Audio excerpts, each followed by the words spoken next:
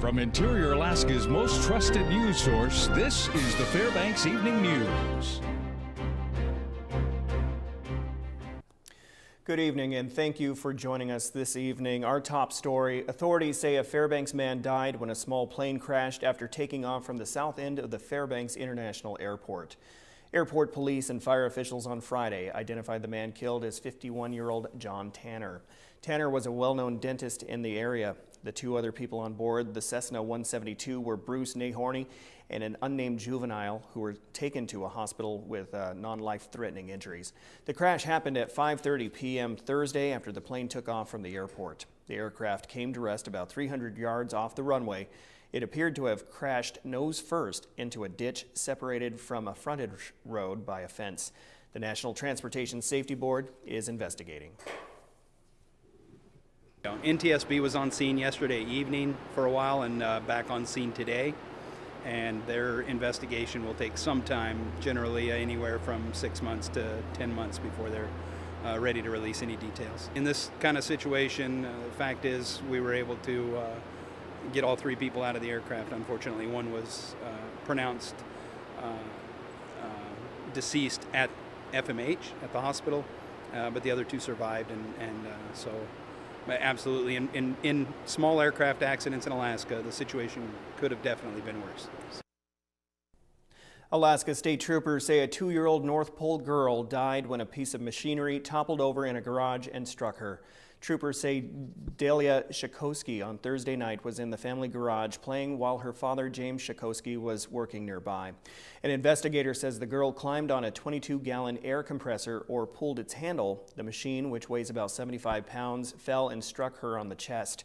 Emergency responders from the North Pole Fire Department rushed the girl to Fairbanks Memorial Hospital, but troopers say she did die at the hospital. In his bid for re-election, U.S. Senator Mark Begich has raised more than $810,000 in the last quarter, ending September 30th, and he has $2.4 million on hand. Begich is preparing for what could be a close race next year.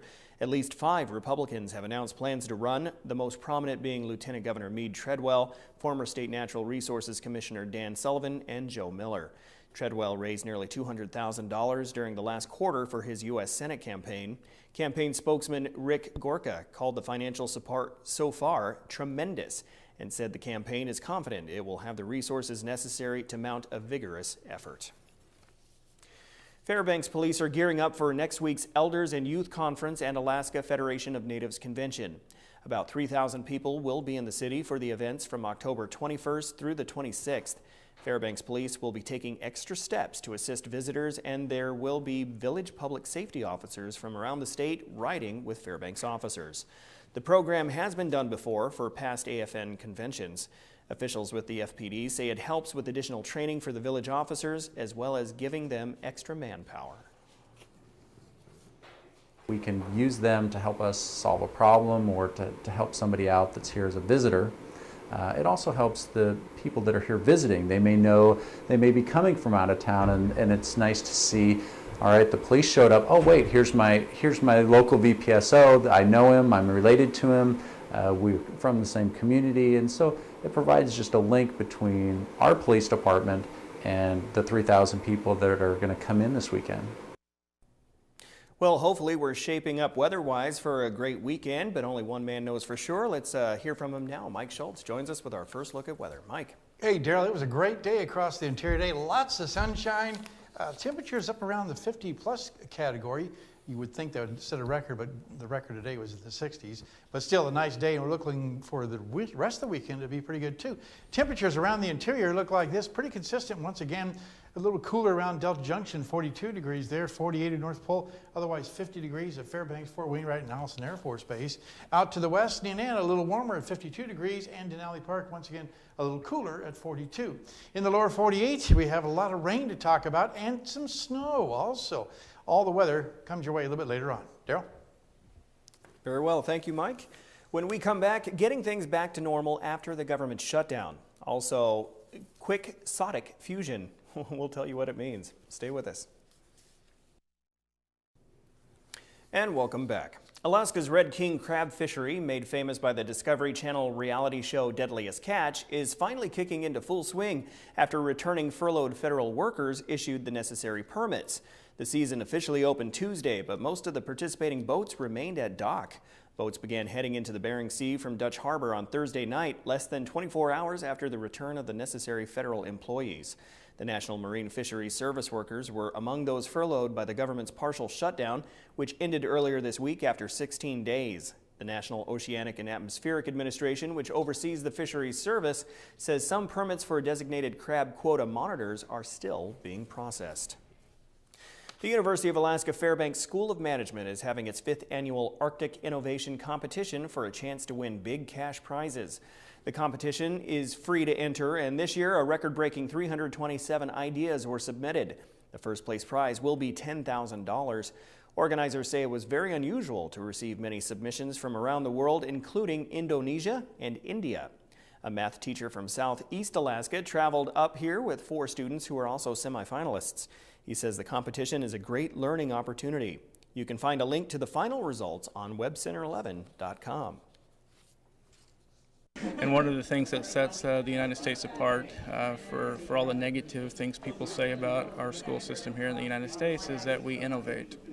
And if we always do things the same way that we've done them, we're never going to have anything new. So I really encourage innovation. Television, you're stuck watching it just like this.